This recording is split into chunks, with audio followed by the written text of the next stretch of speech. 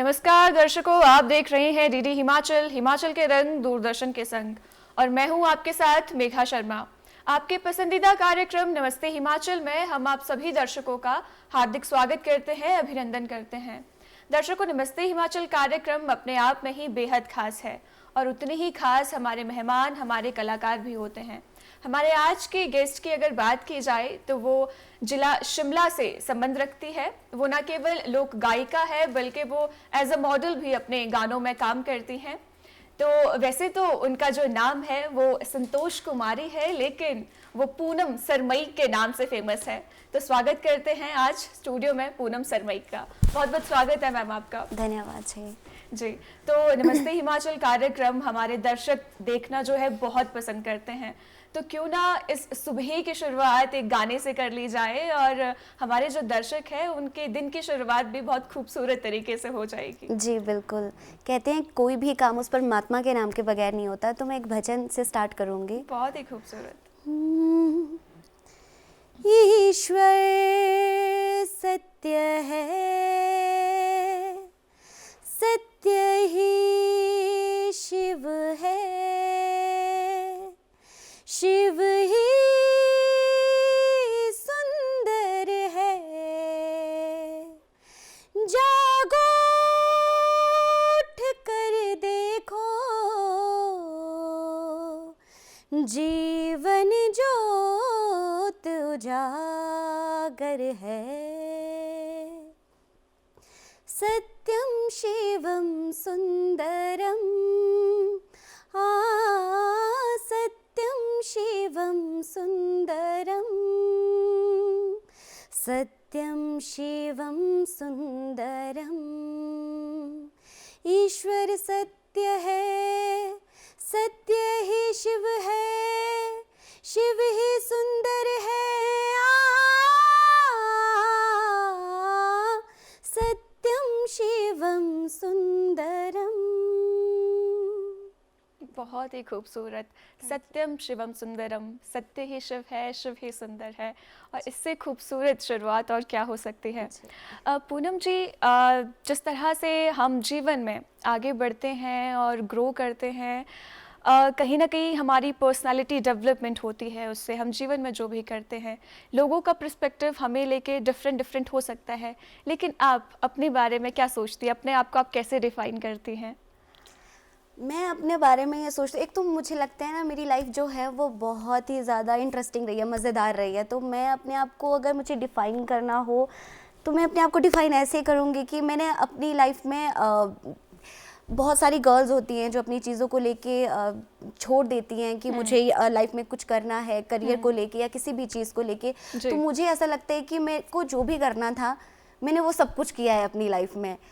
तो मैं अपने आप को इसी ऐसा ही डिफाइन कर सकती हूँ कि मुझे तो लगता है कि मैंने सब कुछ किया है अपनी लाइफ में जो मैं करना चाहती थी। जी, बहुत ही बढ़िया। तो ये भी अपने आप में एक हिम्मत से भरा ही काम होता है कि जो मन की करनी हो वो इंसान कर लेता है। तो आपकी कहानी को शुरू से शुरू ही करना चाहेंगे, क्योंकि हमेशा जब हम किसी कलाकार को हमारे दर्शकों से मिलवाते हैं तो सभी का रहता है कि थोड़ा बचपन के बारे में जाना जाए। तो जब आप पीछे मुड़ के देखती हैं तो बचपन के बारे में आपको क्या कुछ याद आता है आज? बचपन के बारे में इतना तो कुछ खास याद नहीं आता, पर मेरा बचपन मुझे ऐसा लगता है कि कुछ ज़्यादा अच्छा नहीं रहा है। मुझे अपना बचपन कुछ ज़्यादा पसंद नहीं है। अगर मुझे कहा जाएगा कि आप अपनी लाइफ से क्या रिमूव करना चाहते हैं, अगर आप क्या डिलीट करना चाहते हो, तो मैं अपना बचपन डिलीट करना चाहूँगी, क्योंकि मुझे अपना पास कुछ खास पसंद नहीं है। और मेरा चाइल्डहुड थोड़ा सा अच्छा नहीं रहा है। जब मैं काफ़ी छोटी थी तो मेरे पेरेंट्स अलग हो गए, मॉम डैड मेरे अलग हो गए। सो दैट्स वाई तो वो बचपन उस चीज़ में ज़्यादा उलझ गया कि पेरेंट्स का अलग होना, उन लोगों का चीज़ें देखना। तो उसकी वजह से शायद मैंने अपने आप को अपने आप में जो चीज़ ढूंढा कि मैं अपने आप को किस चीज़ में खुश रख सकती हूँ, तो मुझे म्यूज़िक वो चीज़ मिली। तो शायद मेरा बचपन उस वजह से डिस्टर्बिंग ज़रूर रहा, पर संगीत ने मुझे बहुत कुछ सिखाया। मैंने 4th क्लास से गाना स्टार्ट कर दिया था, तो वो चीज़ें मेरी लाइफ में बहुत ज़्यादा अच्छी भी हैं कि संगीत ने मेरे को उस चीज़ से मूव ऑन किया। जी, बहुत ही बड़ी बात है। शायद हमारे जो दर्शक हैं वो पहले ऐसे कलाकार हैं, आप जो इस तरह से कह रहे हैं कि मैं अपने बचपन को ही रिमूव करना चाहूँगी, ये बहुत बड़ी बात है, क्योंकि बचपन का जो पीरियड है मैक्सिमम लोगों के लिए एक तरह से गोल्डन पीरियड होता है। और इनिशियल ईयर्स होते हैं, तो आगे चल के बच्चा जो करता है कहीं ना कहीं वो जो बीज है वो बचपन में ही जो है वो बो दिया जाता है। पर ये एक सीखने लायक बात है कि उन सारी परिस्थितियों के बाद भी आप इस दुनिया में कहीं गुम नहीं हो गई, गायब नहीं हो गई, आपने खुद को ढूंढा, और बहुत खूबसूरत बात वो है।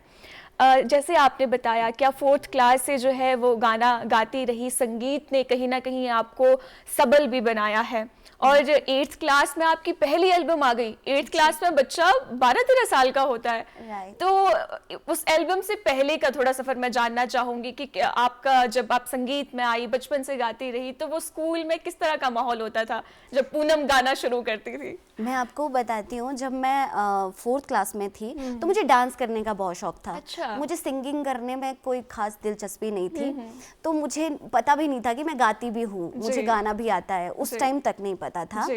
तो स्कूल में जो कॉम्पिटिशन्स होते हैं, स्कूल से जो कॉम्पिटिशन्स के लिए बच्चे जाते हैं, तो सब बच्चों को डांस के लिए रेडी किया गया। हमारी एक मैम थे, मीनाक्षी मैम नाम था उनका, तो उन्होंने सबको डांस के लिए रेडी किया। तो मैं फर्स्ट रो पे, फ्रंट पे डांस करती थी। तो मैम ने देखा कि हाँ बहुत अच्छा डांस करती है पूनम, बहुत अच्छा डांस करते हो आप, मेरे को डांस पसंद था। फिर सडनली ये हुआ कि जो हमारे वहाँ पे सिंगर थी एक और फीमेल थी, उसको जो झूरी होते हैं हमारे हिमाचली, झूरी गाना था, तो वो बीमार हो गई। तो वहाँ पे गाने वाला कोई नहीं था, झूरी गाने वाला कोई नहीं था। तो मैम ने, जितने भी हम रो पे खड़े थे डांस के लिए, तो मैम ने सबको बारी बारी गवाया कि सब लोग गाओ। तो मैंने भी गाया। तो मैम ने कहा तुम तो बहुत अच्छा गाती हो, तुम क्यों डांस कर रही हो? मैंने बोला नहीं मैम, मेरे को डांस करना बहुत ज़्यादा पसंद है। कहते नहीं नहीं नहीं, तुम गाती हो, तुम गाना गाओ, तुमको गाना गाना पड़ेगा। तो मैंने उस टाइम दिल रखने के ठीक है, ओके मैं गा लेती हूँ, मैं बैठ गई। पर जब हम लोगों का वो फंक्शन होना था, जब वो कंपटीशन होना था, तो जब वहाँ पे सबको रेडी करने लगे, तो क्या होता है कि जो डांस करने वाले होते हैं उनको कुछ अच्छे तरीके से रेडी किया जाता है, अच्छे से मेकअप, अच्छा ड्रेसअप। जो सिंगर होते हैं उनको पीछे ऐसे बिठा देते थे कि हाँ कुर्ता सलवार पहना के बिठा दिया कि तुमको तो कोई नहीं देखने वाला, तुम तो माइक पे गा रहे हो। तो मैं वहाँ बैठी थी, तो मैं रोने लग गई। मैंने कहा मैम नहीं, मुझे तो नहीं गाना गाना, मुझे तो डांस करना, मुझे पूरा ऐसा रेडी करो जो ये रेडी हुआ है। तो मैम ने उस दिन कहा था कि पूनम बेटा कि डांस तो हर कोई कर लेगा, बहुत लोग करते हैं, ये सभी बच्चे कर रहे हैं, पर देखो लता मंगेशकर तो हर कोई नहीं बन सकता, तो तुम वो हो। तो मुझे उस टाइम बड़ा ही मतलब मुझे संगीत का स भी पता नहीं था, पर मेरे को उस टाइम मन में लगा कि नहीं, मैं लता मंगेशकर के साथ मेरा कंपैरिजन किया जा रहा है, ओके। तो मेरा वहाँ से सिंगिंग का सफ़र स्टार्ट हुआ। जी, बहुत ही खूबसूरत।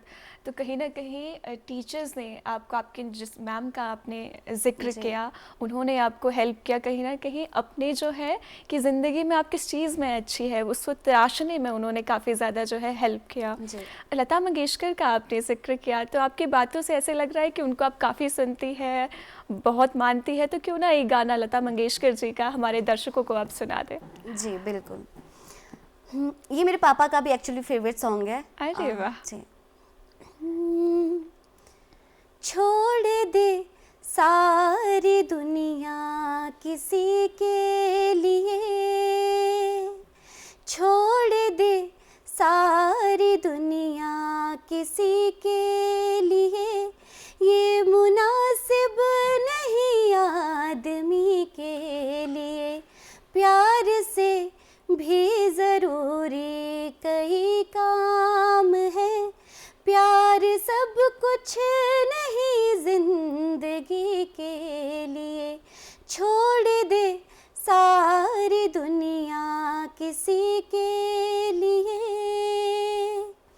तन से तन का मिलन हो न पाया तो क्या, मन से मन का मिलन कोई कम तो नहीं, मन से मन का मिलन कोई कम तो नहीं, खुशबू आती रही दूर ही से सही, सामने हो चमन कोई कम तो नहीं, सामने हो चमन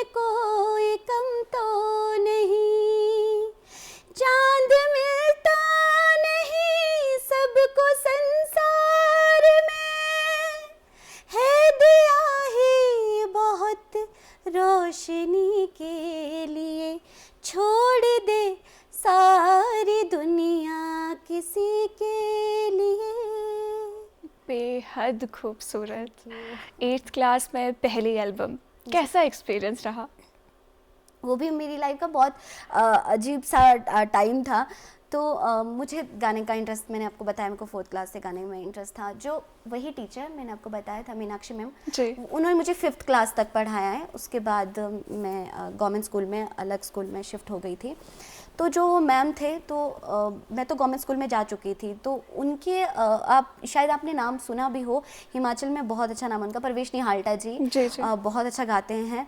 तो वो उनका एक एल्बम रिकॉर्ड होना था, नाटी लागी झूमती करके। तो उनको फीमेल की सिंगर्स की ज़रूरत थी उस टाइम। और हिमाचल में तो मुझे यहाँ पे तो उस टाइम मुझे याद नहीं पड़ता कौन सा स्टूडियो था। तो हम लोग चंडीगढ़ HL स्टूडियो मोहाली में वो रिकॉर्ड हुआ था। एंड मेरे साथ गाया था मीनू शर्मा जी, शारदा शर्मा जी की सिस्टर, छोटे सिस्टर है उनके, उन्होंने मेरे साथ गाया था। तो मैम ने बात किया कि हमारे स्कूल में एक लड़की है, ऐसे अच्छा गाती है, बहुत अच्छा गाती है, तो आपको अगर फीमेल सिंगर की नीड है तो आप उसको बोलिए। तो उन्होंने मुझे उनके थ्रू भेजा। तो फिर पेरेंट्स घर से अलाउ नहीं कर रहे थे, तो मेरी बड़ी सिस्टर मेरे साथ आए थे। तो हम लोग चंडीगढ़ में, हम लोगों का ये रिकॉर्ड हुआ था। तो मैंने फर्स्ट टाइम स्टूडियो देखा।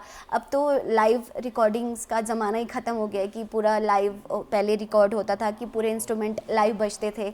अब तो सब कुछ इतना नहीं बचा है, ये सारी चीज़ें।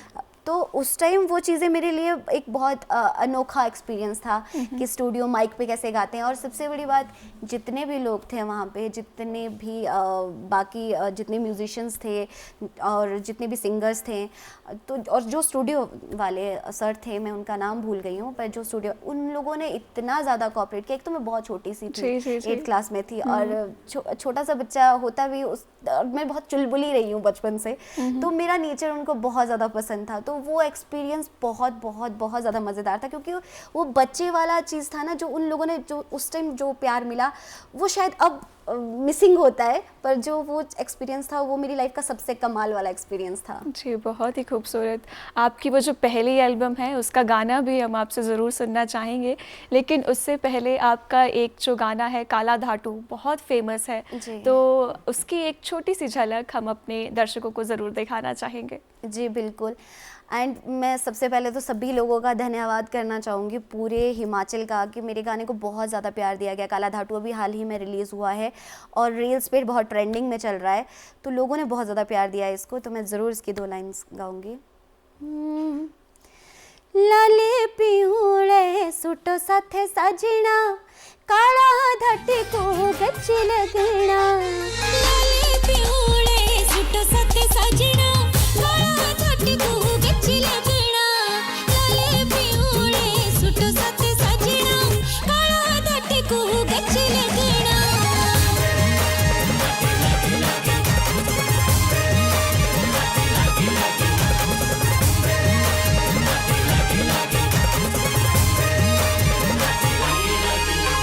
लूणा मेरे साजना जी, एक काळा धाटी को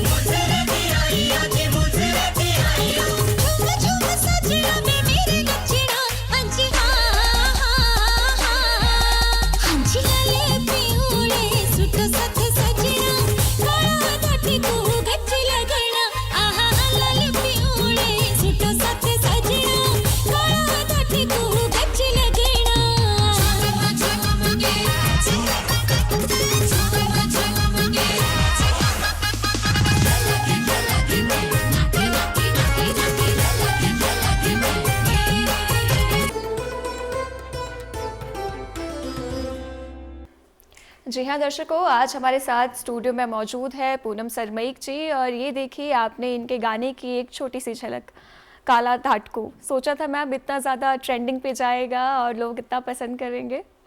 हाँ, मैंने सोचा था। यानी कि आपने मैनिफेस्ट कर रखा था कि ये गाना तो ज़रूर चलेगा। मेरे को काफ़ी टाइम से हमेशा लोगों का मेरे को लेके हमेशा ये चीज़ रही है कि मैम कुछ फोक दिखाओ, कुछ ट्रेडिशनल दिखाओ, हम लोग आपको ऐसा देखना पसंद करते हैं। तो मैंने लोगों को जब ऑब्जर्व किया कि नहीं, लोग मुझे शायद प्रॉपरली एक जो हमारा हिमाचली वेशभूषा होता है, धाटू सदरी एंड ऑल, और पूरा कल्चर को दिखा के, तो मुझे लगा कि लोग उस चीज़ को ज़्यादा पसंद करेंगे जिस तरह के मुझे कमेंट आते थे। तो मैंने जब ये किया तो मुझे पता था कि लोग मुझे प्यार ज़रूर देंगे। एंड आजकल लड़कियों को ट्रेंडिंग में रील्स ये इसलिए भी वायरल हुआ है, धाटू लड़की की तारीफ हो रही है, तो मुझे पता था कि ये गाना चलेगा, पर इतना ज़्यादा चलेगा इतना नहीं पता था। जी जी, बहुत ही खूबसूरत। और ये तो हाल ही में आपका गाना रिलीज़ हुआ है। हम आपके पहले एल्बम की बात कर रहे थे, उसका कोई गाना याद है आपको? मैं सीरियसली कह रही हूँ, मुझे बिल्कुल याद नहीं, है। उस टाइम आप बहुत छोटी थी, पर 8th क्लास में गाना, एक एल्बम करना अपने आप में बहुत बड़ी बात है। जब आपने पहली एल्बम की, आप 8th क्लास में थे, 12-13 साल के थे, तो शायद उस टाइम तक आपका कंफर्म नहीं ही था कि मैं इसी लाइन में आगे करियर बनाऊंगी। तो आपने कब सोचा कि हाँ, अब मैं इसी लाइन में आगे जाऊंगी? मुझे बचपन से ही था कि मुझे सिंगर ही बनना है। अच्छा, सिंगर ही बनना है। मुझे जब मैंने कहा वो स्टोरी मैम वाला, मैंने आपको स्टोरी सुनाया, तो मेरे माइंड में सेट हो चुका था कि मुझे सिंगिंग ही करना है, मुझे सिंगर ही बनना है। कोई और प्लान भी नहीं था? नहीं, कोई प्लान भी कुछ भी नहीं था। सिर्फ ये था कि पूरा कि मुझे सिंगर बनना है। हाँ, उसके अलावा मुझे एक्टिंग करने का बहुत शौक था। मुझे एक्टिंग करना बहुत अच्छा लगता है। तो मेरे स्कूल में मेरे को सब ऐसे चिढ़ाते भी थे, हीरोइन हीरोइन हीरोइन करके, क्योंकि मैं पूरा ऐसा टिप टॉप वाला बन के रहती थी हमेशा। तो मेरे स्कूल में भी मुझे इस तरीके से चिढ़ाया जाता था। जी, बहुत ही खूब। तो आपको तो अपना एकदम से पता था कि मुझे इसी फील्ड में आगे जाना है, लेकिन जैसे आपने अपनी मैम के बारे में जिक्र किया कि उन्होंने आपको सपोर्ट किया, लेकिन क्या घर वालों की ओर से फुल सपोर्ट था आपको जब आपने इस क्षेत्र में कदम रखा? नहीं, पहले तो नहीं। पहले जब पेरेंट्स, बच्चा छोटा होता है तो बच्चे वो ध्यान भी उतना ही जाता है कि नहीं नहीं चलो, ऐसे बच्चे को इंटरेस्ट है, गा रहा है आगे तो कुछ और करेंगे। और मेरे तो मेरे बड़े दी हैं, सिस्टर हैं और एक बड़े भैया हैं, तो उन दीदी की तो शादी भी मतलब 19-20 साल में दीदी की शादी भी हो गई थी। तो हम लोगों का पूरा ऐसा फैमिली वाला रहता है कि ठीक है 20-21 हो जाए, शादी करवा दो लड़की की, ठीक है। पर मैं थोड़ी अलग बुद्धि की इंसान पैदा हो गई अपनी फैमिली में, तो मेरे को ये था कि नहीं, मुझे तो कुछ करना है। ऐसा भी क्या हो गया, आए खाए पिए मर गए, ये कौन सा लाइफ जिया है। मेरे को था कि कुछ तो लाइफ में ऐसा करना है कि आपको मरने के बाद भी लोग याद रखें, कि जीते जी तो आपको रखा है, तो मरने के बाद भी याद रखें। तो मुझे ऐसी कौन सी चीज़ है कि मुझे बाद में भी याद रखा जा सकता है। तो मुझे ये लगता था कि मैं सिंगर बनूंगी, मेरे गाने हमेशा लोग सुनेंगे, मेरे ना होने के बाद भी लोग मेरे गाने सुनेंगे, चाहे जितनी भी मेरी कम ऑडियंस होगी, जितनी भी होगी, पर मुझे सुनेंगे, एटलीस्ट लोग मुझे सुनेंगे उस चीज़ के लिए। तो मुझे वो था कि हाँ, मुझे करना है, तो मुझे संगीत ही क्षेत्र में कुछ करना है। घर वालों का सपोर्ट, धीरे धीरे घर वालों को वो लगने लगा। मैं घर पे क्या करती थी, मिरर के सामने जो वो होता है, कॉम होती है, उसको लेके मिरर के सामने खड़ी हो जाती थी और पूरा एक्टिंग करती थी। उस टाइम गाना गाती थी और पूरा एक्ट करती थी कि मैं जब स्टेज पे परफॉर्म करूंगी तो मैं ऐसे एक्ट करूंगी, मैं ऐसे गाऊंगी, मैं ऐसे परफॉर्म करके ऐसे अपने बाल ऐसे पीछे डालूंगी। तो मतलब पूरा वो पूरा तैयार था कि मुझे सिंगर ही बनना है, मुझे कुछ नहीं करना है। घर वालों का सपोर्ट हो ना हो, मुझे मेरा पूरा माइंडसेट था मुझे करना है। जी, बहुत ही खूब। और जब दिमाग में इतनी क्लियर इमेज दिख रही हो और अपना फ्यूचर दिख रहा हो, तो देर सवेर जो है सफलता जो है मिल ही जाती है। आप इतना खूबसूरत गाते हैं, तो एक और गाना हमारे दर्शकों को सुना दे तो मज़ा आ जाए। जी बिल्कुल। और एक गाना आप हिंदी सुना? बिल्कुल बिल्कुल, हमारे दर्शक आज आपको सुनने ही बैठे हैं। हिंदी, पंजाबी, पहाड़ी, सारा जो संस्कृतियों का मिलन है इस मंच पर होता है। नमस्ते हिमाचल कार्यक्रम इसीलिए बहुत पसंद भी किया जाता है। जी, चलिए तो थोड़ा मैं पंजाबी गुनगुना लेती हूँ, तो सब मिक्स करके गाती हूँ। वे मैथों नहीं ओ चल हुंदा, रुस रुस वैणा तेरा, वे मैथों नहीं ओ चल हुंदा, रुस रुस वैणा तेरा दिल विच रह के मेरे, दिल विच रह के मेरे, दूर दूर रहना तेरा, वे मैथों नहीं ओ चल हुंदा, रुस रुस वैणा तेरा। बहुत ही सुंदर। रियाज की बात की जाए तो कितना इम्पोर्टेंट रहता है रियाज, क्योंकि मैं अभी कुछ टाइम पहले मैं एक पॉडकास्ट सुन रही थी, तो एक बॉलीवुड के एक सिंगर है, तो वो कहते कि मेरी आवाज़ ऐसी नहीं थी, मैंने तो तोड़ के अपनी आवाज़ को बनाया है, मैं जो गाता था उस तरह की तो आवाज़ लोगों को पसंद ही नहीं आती थी। तो आपने किस तरह से अपनी आवाज़ पे काम किया और आज भी आप रियाज किस तरह से करती हैं? जब मैं शिमला आई थी आफ्टर +2, तो मैं शिमला, मुझे लगा कि ठीक है, मतलब सिंगर बनना तो बहुत इजी सी चीज़ है, कोई बहुत बड़ा काम नहीं है। तो मैं गाती तो थी और स्कूल में मैं सबकी फेवरेट सिंगर थी, मैं ही पॉपुलर सिंगर थी। तो घर पे भी मुझे, जैसे रिश्तेदार आते हैं, गांव में आते हैं, तो सब लोग तारीफ़ करते थे, बहुत अच्छा गाती है, बहुत अच्छा डांस करती है।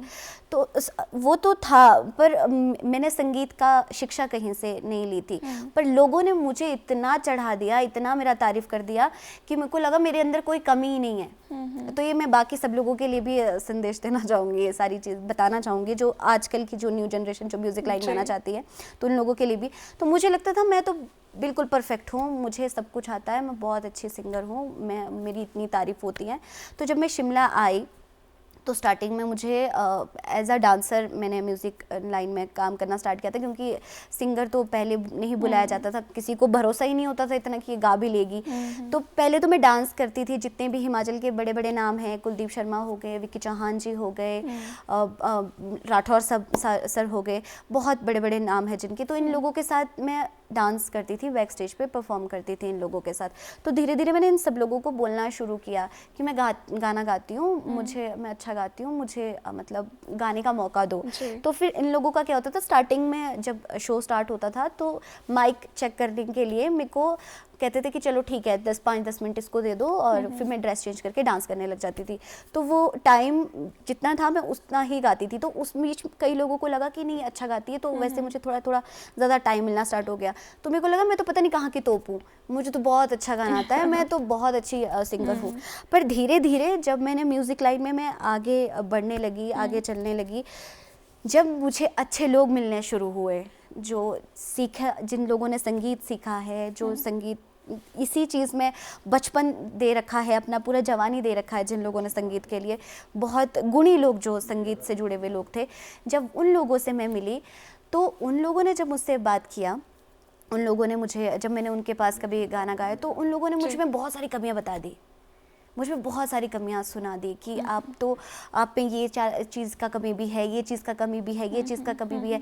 तो पता चला कि मुझ में तो बहुत सारी कमियां हैं, मुझे तो सीखने की बहुत ज़्यादा ज़रूरत है।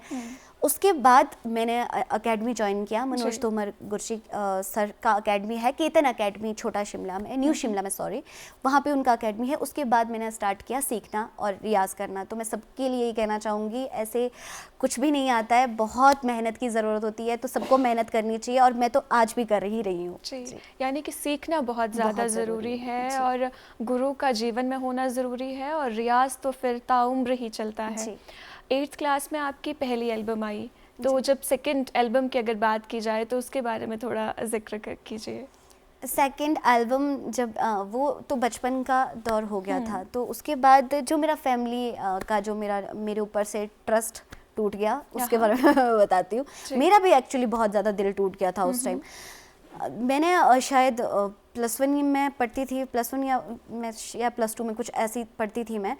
तो उस टाइम एक हमारे उधर से ही एक सिंगर हैं, तो उनकी एल्बम में उन्होंने मुझे गाने के लिए कहा कि आप एक गाना कीजिए हमारी एल्बम में। उनके नॉन स्टॉप थे, CDs का ज़माना चल पड़ा था उस टाइम, तो आप शूट भी करना और आपका रिकॉर्ड भी करेंगे। मैंने कहा ओके डन। तो हम लोग स्टूडियो गए, हमने रिकॉर्ड किया। बहुत नाम है उनका हिमाचल में, जिनका मैं बात कर रही हूँ म्यूज़िक डायरेक्टर की, उनका नाम नहीं लूँगी, बहुत अच्छे म्यूज़िक डायरेक्टर है हिमाचल के। तो मैंने वहाँ गाना रिकॉर्ड किया और गाना रिकॉर्ड करने के बाद कुछ बहस हो गई, आपसी बहस हो गई के वजह से मुझे नहीं पता था कि वो मेरा गाना डिलीट कर देंगे। ऐसा भी कोई कुछ खास वाला बहस नहीं था, पर वो गर्ल्स को लेके जो थोड़ा सा चीज़ें फैल जाती है तो वो थोड़ा सा बन गया था। तो मैं छोटी थी, बच्ची थी उस टाइम, इतना दिमाग भी नहीं चलता था, तो मुझे लगा कि चलो कोई बात नहीं है, हो गया, गाना तो मेरा आ ही रहा है। तो जब वो सीडी रिलीज़ हुआ, उस टाइम 50-60 रुपीज़ की सीडी आती थी, तो मैंने पैसे जमा करके 50-60 रुपीज़ की सीडी खरीदने मैं मार्केट गई। मैं मार्केट से जब मैंने मार्केट में वो सीडी देखा तो मेरा सीडी में बाहर जो कवर होता है उसमें मेरा फोटो नहीं था। तो मैंने कहा कि इसमें मेरी फ़ोटो ही नहीं है। तो मेरे को लगा कोई बात नहीं, फ़ोटो से क्या लेना देना, अंदर गाना तो है मेरा। मैं घर आई, मैंने घर पे सबको घर पे बिठा दिया, अपनी फैमिली को, कि भाई देखो मेरा गाना आ गया है और मेरा सीडी रिलीज़ हो गया। मैंने गाना आगे सीडी लगाया तो उसके 5-6 उसमें 6 गाने थे उन सर के जो दूसरे मेल सिंगर थे, और एक गाना मेरा था, लास्ट सॉन्ग मेरा था। तो उन्होंने क्या किया, मेरा गाना डिलीट कर दिया था उस एल्बम से। और मेरी फैमिली, और उस टाइम फ़ोन भी हमारे पास ऐसे नहीं होते थे, आजकल तो स्मार्टफोन है, आप वीडियो बना लेते, शूट कर लो, आप यहाँ हम शूट कर रहे हैं तो अभी तक पोस्ट पड़ जाएगा कि हाँ आज हम लोगों ने दूरदर्शन में मैंने इंटरव्यू किया। तो उस टाइम फ़ोन नहीं होते थे, मेरे पास फ़ोन नहीं था। आफ्टर +2 तो मैंने फ़ोन लिया है, कैमरे वाला फ़ोन तो फिर भी मेरे पास नहीं था। तो घर वाले के लिए ये दिखाना भी बहुत ज़्यादा टफ हो गया कि मैंने कोई शूट किया भी है और मैंने कोई गाना रिकॉर्ड किया भी है, क्योंकि मैं उन सर के साथ गई थी। तो फिर घर वालों का थोड़ा सा ट्रस्ट टूट गया और मेरा भी दिल टूट गया कि मेरा गाना डिलीट कर दिया गया। तो पहला तो बहुत गंदा एक्सपीरियंस था, बहुत ही ज़्यादा बुरा एक्सपीरियंस था। एंड उसके बाद जो मैंने गाना किया था वो एल्बम था दर्पण, जिसके गाने, पुराने गाने मैंने उठा के गाए थे, जो मैंने कुछ नया नहीं गाया था। और वो हमने ज्ञानेगी स्टूडियो है हमारे रामपुर में, उनसे मैंने रिकॉर्ड किया था, और जिसको बहुत अच्छा रिस्पांस भी मिला। और कुलदीप शर्मा जी के कुछ गाने थे उसमें, और मैंने कुलदीप भाई को जब फ़ोन करके पूछा, वो बहुत ज़्यादा सपोर्टिव हैं, बहुत ज़्यादा अच्छे इंसान हैं कुलदीप शर्मा जी। तो मैंने कुलदीप भाई को फ़ोन किया, भैया मेरे को आपका लाला भैया में लिखते रहना, मेरे को बहुत पसंद है, मैं गा लूँ? तो उन्होंने कहा हाँ बेटा तू गा ले।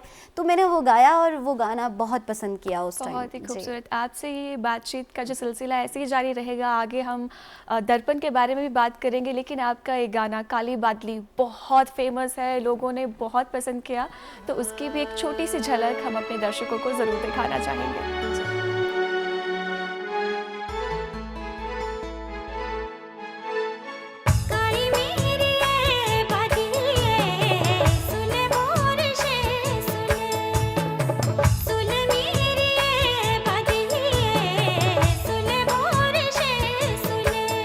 बोलो केती किए तो वायदे कसमे आज के तू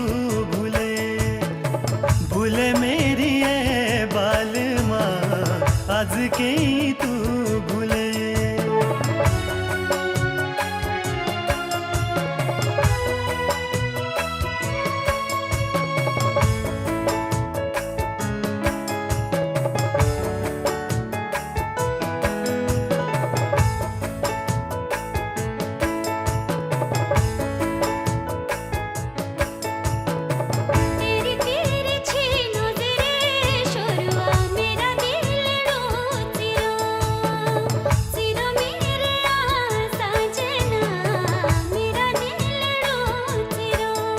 बोलो आज ही तेरा राजा हो बाले माँ, तू ही मेरी हीरो, हीरो मेरी है बाले माँ, तू ही मेरी हीरो।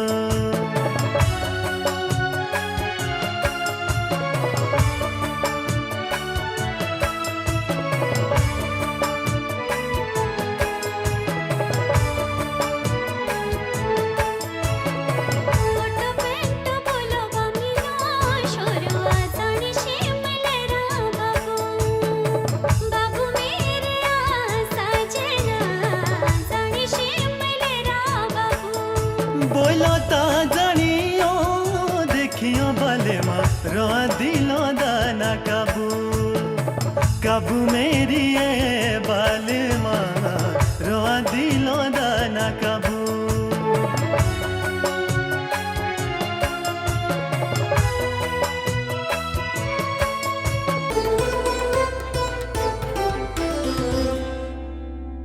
जी हाँ दर्शकों, ये देखिए आपने काली बादली गाने की एक छोटी सी झलक। पूनम जी, काली बादली इतना ज़्यादा पसंद किया लोगों ने, और आज भी इस गाने की जो खूबसूरती है वो आज भी लोगों को पसंद आती है, वो बरकरार है। तो इस गाने के बारे में कुछ बताना चाहेंगी, कैसे इसकी रिकॉर्डिंग, वो सारी चीज़ें, कुछ यादगार लम्हे हो? जी, इस गाने से तो बहुत सारी यादें जुड़ी हैं, बहुत सारी चीज़ें जुड़ी हैं। उस टाइम हनी नेगी जी, जिन्होंने मेरे साथ ये गाना गाया है, उस टाइम वो म्यूज़िक लाइन में नहीं थे, और तो उस टाइम मेरा फ़ोन कॉल पे उनसे बात होता था। हनी नेगी जी से फ़ोन पे मेरी बात हुई थी, मेरा रिकॉर्ड हुआ था। मैं एक गाना रिकॉर्ड करी थी किन्नौर में, तो वहाँ पे मैं रिकॉर्डिंग करते वक्त जिनके स्टूडियो में मैं रिकॉर्ड करी थी वो इनके चाचा लगते थे। अच्छा। मतलब कुछ लगते थे, चाचा लगते थे, आई डोंट नो, मेरे ठीक से याद नहीं है मुझे, पर वो वहीं से है बेसिकली, सांगला से। तो उनके थ्रू मेरी बात हुई थी, तो उनसे हनी नेगी जी ने मेरा नंबर लिया। उस टाइम वो कॉलेज में पढ़ते थे, तो हमारी फ़ोन पे बात हुई। तो उन्होंने मुझे मेरा उस टाइम काम चलना स्टार्ट हो गया था, मतलब मैं काम करती थी, शोज़ भी कर रही थी, और दर्पण वगैरह मैंने काफ़ी एल्बम कर भी लिए थे, 2-4 एल्बम, और एक पानी बोली, अब कुछ एल्बम मैंने कर भी दिए थे। तो उनसे मेरी फ़ोन पे बात हुई, तो उस टाइम उन्होंने मुझे कहा कि मैं भी गाना गाता हूँ, मुझे भी गाने में इंटरेस्ट है, मुझे गाना गाना अच्छा लगता है। कॉलेज में वो गाते थे होंगे उस टाइम। तो उन्होंने मुझे गाना सुनाया, फ़ोन पे ही गाना सुनाया। मैंने कहा बहुत अच्छी वॉइस है आपकी, और बाकमाल बहुत अच्छा गाते हैं वो। तो मुझे बहुत ज़्यादा पसंद आई उनकी आवाज़। मैंने कहा कि नहीं, हम फ्यूचर में कुछ साथ में ज़रूर करेंगे, हम ज़रूर कोई एल्बम करेंगे। तो मैंने काली बादली स्पेशल हनी नेगी के लिए लिखवाया था, और हनी नेगी का पहला गाना है वो। तो मैंने उनके लिए स्पेशली वो गाना किया, लिखवाया, और हम लोगों ने रिकॉर्ड किया, और हम लोगों ने इसको बहुत जगह पे शूट किया, कांगड़ा, हम धर्मशाला, इसके लिए बहुत दिल से हम लोगों ने वर्क किया, काम किया। तो इस चीज़ के साथ बहुत सारी यादें जुड़ी हैं कि हम लोगों ने किस तरीके से ये शूट किया, जिस तरीके से हम लोगों ने ये रिकॉर्ड किया, और बहुत दिल से, बहुत फील के साथ ये गाना हम लोगों ने लिखवाया और किया, गाया। इसको अरुण जी है हमारे सिरमौर से, उन्होंने भी इसमें शब्द दिए हैं अपने। तो बहुत ज़्यादा अच्छा एक्सपीरियंस रहा इस चीज़ का, और हनी बाकमाल बहुत अच्छा गाते हैं, तो बहुत अच्छा एक्सपीरियंस था। और सेकंड सॉन्ग भी हम लोगों ने साथ में, फिर झुमका गाना हम लोगों ने साथ में किया दोनों ने, तो वो चीज़ बहुत अच्छा एक्सपीरियंस था। और आज के टाइम पे बाकमाल बहुत अच्छा काम कर रहे हैं हनी नेगी जी, बहुत ही खूबसूरत। तो जिन अभी हमारे जो दर्शक हमें देख रहे हैं वो शायद पहचान नहीं पा रहे होंगे कि साथ में हनी नेगी जी है। आज की डेट में काफ़ी ज़्यादा बदल गए हैं, और वीडियो में जब अभी हम हमारे दर्शकों को भी दिखा रहे थे तो पहचानना मुश्किल जाता है। और बहुत ही खूबसूरत ये गाना है, और आप दोनों ही लाइफ में बहुत अच्छा कर रहे हैं। आपने बात की कि अगला जो गाना था आप लोगों का झुमका था, तो क्यों ना उसके भी 2 बोल आपसे सुन लिए जाए। मेरे कनोरा झुमका सोंगिया मोए ले आए शाली बाजार के, तेरे मिलने होले सनारो दो, आज मिली ता शाली बाजार के, मेरे कनोरा झुमका सोंगिया। मुझे बिल्कुल याद नहीं था, पर फिर भी मैंने 2 लाइंस गा दी है, और लिरिक्स इधर उधर बहुत ही खूबसूरत। आपको याद नहीं था, कोई बात नहीं, लेकिन इसकी एक छोटी सी झलक हम अपने दर्शकों को जरूर दिखाना चाहेंगे। तेरे कानों रे झुमके शालुए, तोए लोए ओ कितने हजारों के, देनी घोड़े तेरे कानों रे झुमके, ढालो करुआ तेस सनारो के, तेरे कानों रे झुमके शालुए, मेरे कनोरा झुमका सोंगिया मोहे लोए 60,000 के, तेरे मिलने होले से नर दो, आज मिली दा शाली बाजार के, मेरे कनोरा झुमका सोंगिया।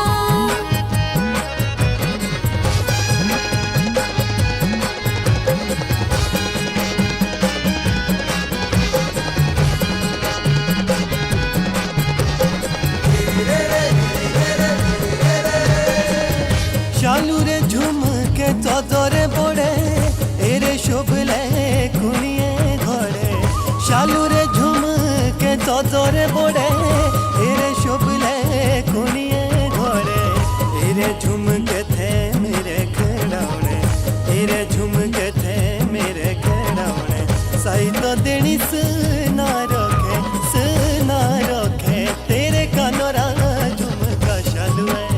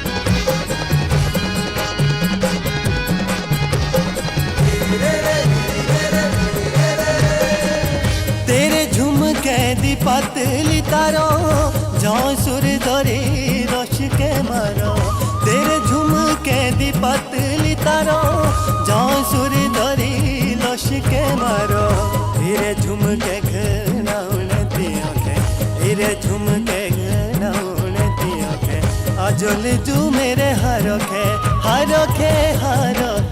तेरे कानोरा झुमका शालुए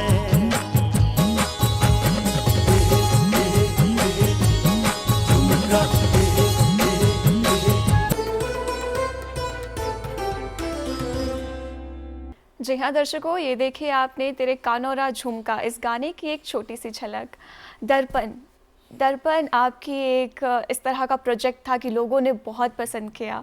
तो जब आपने ये एल्बम बनाई, किस तरह का एक्सपीरियंस रहा था? उस टाइम का एक्सपीरियंस भी बहुत अच्छा था, बहुत ज़्यादा अच्छा था। मैंने आपको पहले बताया, ज्ञानेगी जी म्यूज़िक डायरेक्टर है हमारे रामपुर से, वो बहुत अच्छा म्यूज़िक देते हैं, बहुत अच्छे म्यूज़िक डायरेक्टर हैं। तो उन्होंने मेरी उनसे बात हुई थी, तोशी जी तांत्रा बॉयज़ करके फेमस हैं, तोशी बीरबल जी, उन लोगों से मेरी बात हुई थी। तो उनके थ्रू मैंने वहाँ पे वो रिकॉर्ड किया था और उन लोगों ने उसमें बहुत ज़्यादा मेरी हेल्प की थी रिकॉर्ड करवाने में और मुझे गवाने में। तो उन लोगों ने बहुत ज़्यादा उस टाइम मेरा बहुत ज़्यादा हेल्प किया था और लोगों ने बहुत ज़्यादा प्यार दिया इसको। बिल्कुल, उसके जितने भी गाने थे काफ़ी ज़्यादा लोगों ने पसंद किए। तो एक गाना ज़रूर हम आपसे सुनना चाहेंगे उसी एल्बम का। ओके। लाला पैयों में लिखते रहना, जरा सोच समझ के कहना, लाला पैयों में लिखते रहना, जरा सोच समझ के कहना। बहुत ही खूबसूरत। इसके अलावा आपको जो इसी एल्बम का गाना पसंद हो? हाथा दी चौकीले दुही शूणी, हीरा लाड़िए दुही शूणी, हाथा दी चौकीले दुही शूणी, हीरा लाड़िए दुही शूणी, ओबरे बिसरी गावे धूणी, हीरा लाड़िए गावे धूणी, ओबरे बिसरी गावे धूणी, हीरा लाड़िए गावे धूणी। बहुत ही खूबसूरत। जैसे आपने बताया कि बीच में आपके जो पेरेंट्स का ट्रस्ट था या आप पे जो थोड़ा सा विश्वास था कि अच्छा कर लेगा हमारा बच्चा, वो जो टूट गया था, तो क्या इस एल्बम के बाद वो रीगेन कर पाने में सफल हुए हैं आप? हाँ, थोड़ा थोड़ा कि हाँ ठीक है, पर फिर भी पापा का तो ये था कि अच्छा ठीक है, कुछ टाइम करेगी, उसके बाद आ जाएंगी, वापस आ जाएगी, शादी करवा देंगे, ठीक है। पर उसके बाद जब मेरे को 5 साल जब शिमला में हो गए थे आके, तो फिर फैमिली को फाइनली लगा कि नहीं नहीं नहीं, अब तो ये इसी में ही आगे काम करना चाहती है।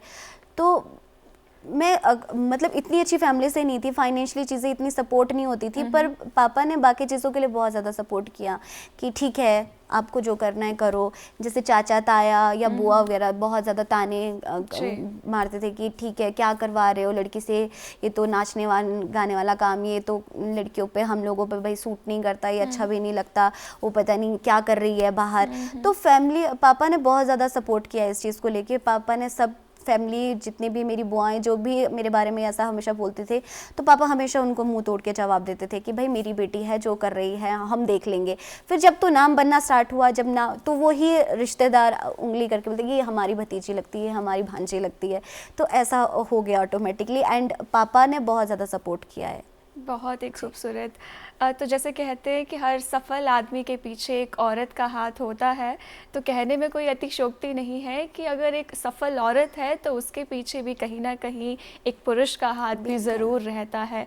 और जब पिता का हाथ सर पर हो तो बच्चा अच्छा कर ही जाता है। जैसे आपने बताया कि रिश्तेदार काफ़ी ज़्यादा टॉन्ट करते थे कि क्या कर रहा है आपका बच्चा और वो सारी चीज़ें, और ये जो फील्ड है वैसे ही काफ़ी उतार चढ़ाव भरी है। तो कैसे आप खुद को उस समय पे, खासकर जब वो दौर था जब काफ़ी ज़्यादा लोग ताने देते थे, तो आपने खुद को किस तरह से मोटिवेटेड रखा? मैं उस टाइम बहुत ज़्यादा परेशान हो गई, मैं बहुत ज़्यादा इरिटेट हो गई अपने रिश्तेदारों से। हर बार कोई ना कोई कुछ ना कुछ बोल ही रहा है, कोई ना कोई कुछ सुना ही रहा है।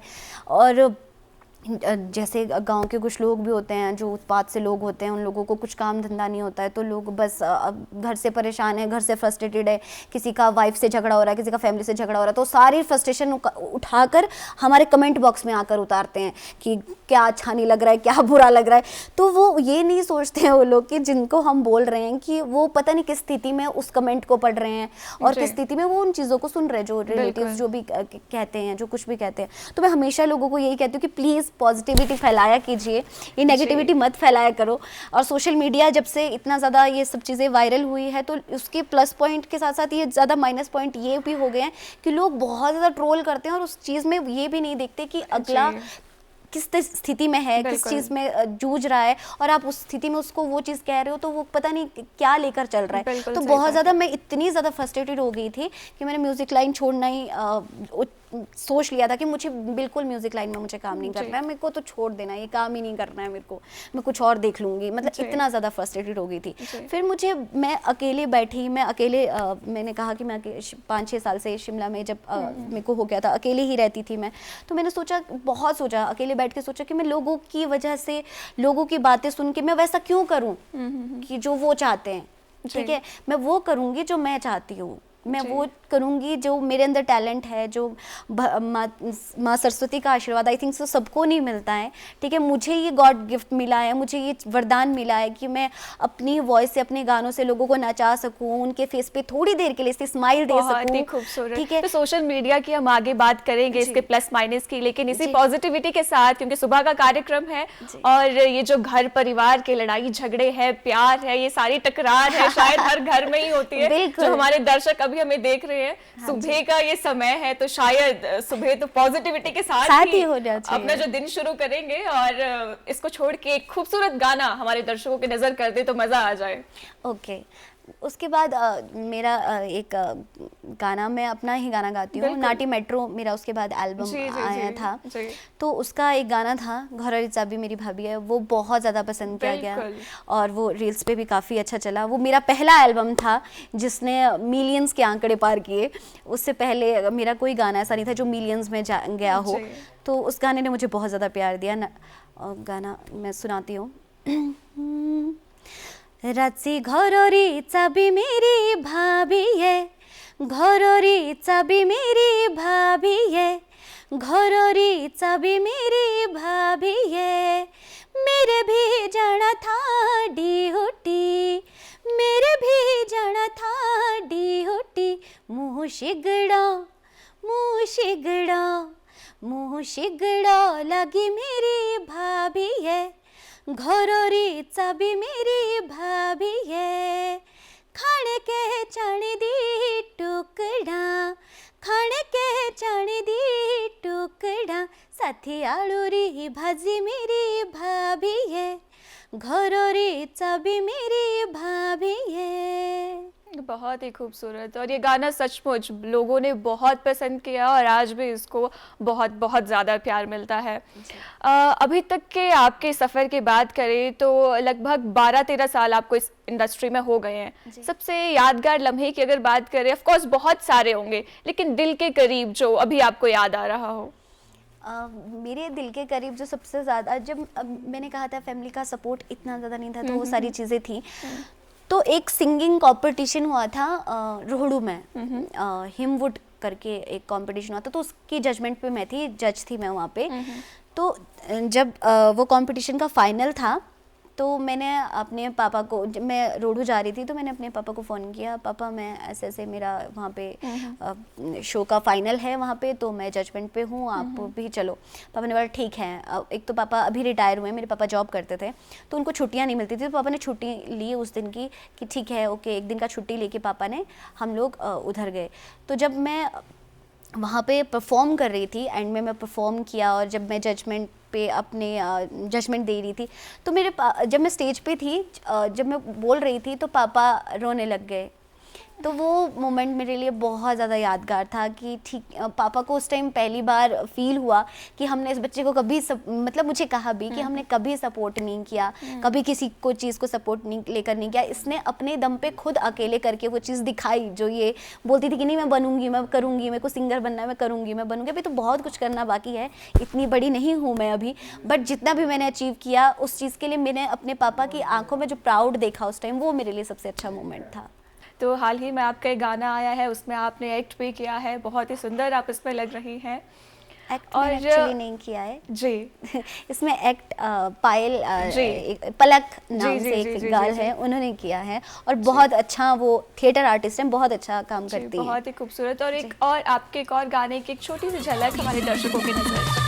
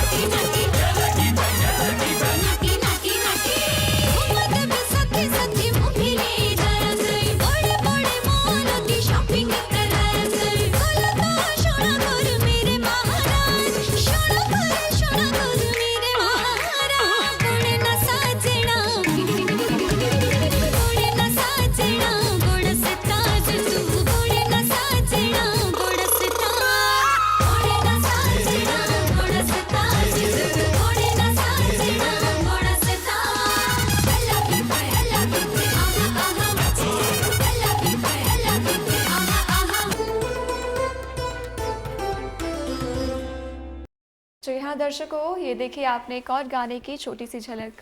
पूनम जी, अपने फ्यूचर प्लान्स के बारे में थोड़ा बताना चाहेंगी दर्शकों को? फ्यूचर प्लान ऐसा तो अभी कुछ खास इससे हटके तो नहीं है। मैं म्यूज़िक लाइन में ही आगे काम करना चाहती हूँ और मैं कहीं बाहर जाकर भी कोई काम नहीं करना चाहती कि मुझे मुंबई जाना है, मैं ऐसा कुछ कहूँ, नहीं, मुझे ऐसा कुछ भी नहीं करना है। मेरे को हिमाचली कल्चर जो हमारा है, मुझे उसी को प्रमोट करना है, उसी पे वर्क करना है और मैं उसी में ही आगे काम करना चाहती हूँ। बहुत ही खूबसूरत, बहुत बहुत धन्यवाद आप हमारे कार्यक्रम में आई और इतने खूबसूरत गाने आपने हमें सुनाए। बहुत अच्छा लगा आपसे बातचीत करके, लेकिन आपको इस तरह से जाने नहीं देंगे हम। इस कार्यक्रम का अंत भी आपकी आवाज़ से ही हम करना चाहेंगे। तो दर्शकों, हमारे साथ आज स्टूडियो में मौजूद थी पूनम जी। हम आशा करते हैं आज का कार्यक्रम आपको बेहद पसंद आया होगा। आज के इस अंक में इतना ही, लेकिन बने रहिए डीडी हिमाचल के साथ और जाते जाते कार्यक्रम छोड़ जाते हैं पूनम जी की खूबसूरत आवाज़ के साथ। बहुत बहुत धन्यवाद। आमाजी तेरा गोरे तजवाए जिए ओतिए आए, आमाजी तेरा गोरे तजवाए जिए ओतिए आए, सारे सारे दिसो फोन दरोंदा, सारे सारे दिसो फोन दरोंदा, जुए दिलांदा बे हाय रे, जुए दिलांदा बे कमाए जिए ओतिए आए, आमा जी